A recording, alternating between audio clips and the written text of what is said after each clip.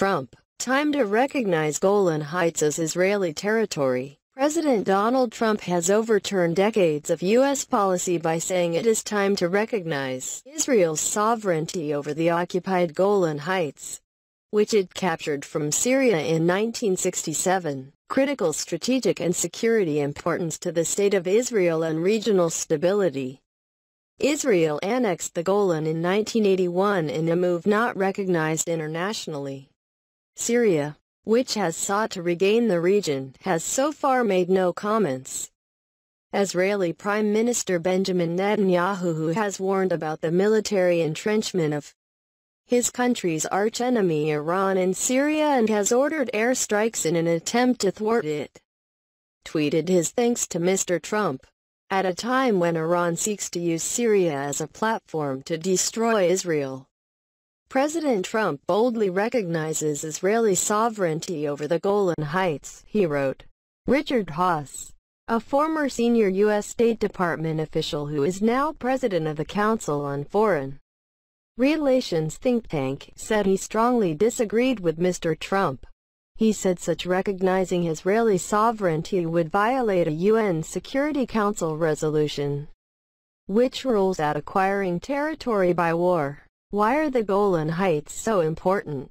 The president's declaration comes as Mr. Netanyahu faces a closely fought general election on the 9th of April, as well as a series of possible corruption charges. In 2017, Mr. Trump recognized Jerusalem as Israel's capital and ordered the relocation of the U.S. Embassy to the city from Tel Aviv. The decision was condemned by Palestinians, who want East Jerusalem to be the capital of a future Palestinian state, and the UN General Assembly demanded its cancellation. Was President Trump's tweet a surprise for even his closest aides? The press traveling with the Secretary of State Mike Pompeo was waiting at Prime Minister Netanyahu's house to hear from both men. When word of Mr. Trump's Golan decision came through, they delayed their appearance long enough for us to wonder whether they were scrambling to formulate a response. But if the announcement came as a surprise, it was a good surprise for Mr. Netanyahu. "I'm so excited," were his first words to us. And the surprise would have been in the timing, not the substance.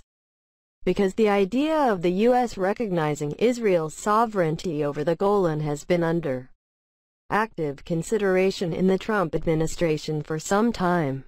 Israel has gained traction in the White House and parts of Congress by arguing that Iran is using Syria as a base from which to target Israel, with the Golan Heights as the front line.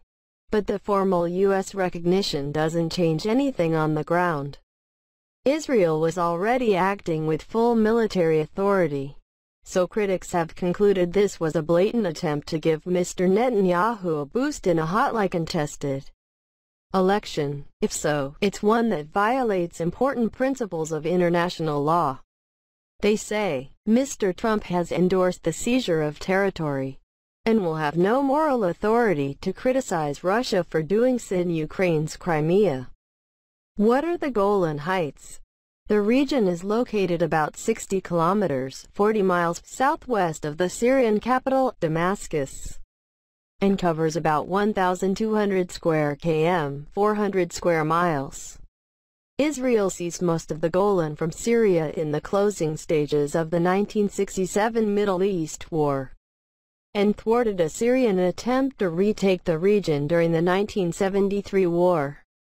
The two countries agreed a disengagement plan the following year that involved the creation of a 70 km long, 44-mile demilitarized zone patrolled by a United Nations observer force. But they remained technically in a state of war. In 1981, Israel's parliament passed legislation applying Israeli law jurisdiction and administration to the Golan, in effect annexing the territory. But the international community did not recognize the move and maintained that the Golan was occupied Syrian territory. UN Security Council Resolution 497 declared the Israeli decision null and void and without international legal effect. 3 years ago, when former President Barack Obama was in office. The U.S. voted in favor of a Security Council statement expressing deep concern that Mr. Netanyahu had declared Israel would never relinquish the Golan. Syria has always insisted that it will not agree a peace deal with Israel unless it withdraws from the whole of the Golan. The last U.S.-brokered direct peace talks broke down in 2000, while Turkey mediated in indirect talks in 2008. There are more than 30 Israeli settlements in the Golan, which are home to an estimated 20,000 people. The settlements are considered illegal under international law. Although Israel disputes this, the settlers live alongside some 20,000 Syrians, most of them Druze Arabs, who did not flee when the Golan was captured.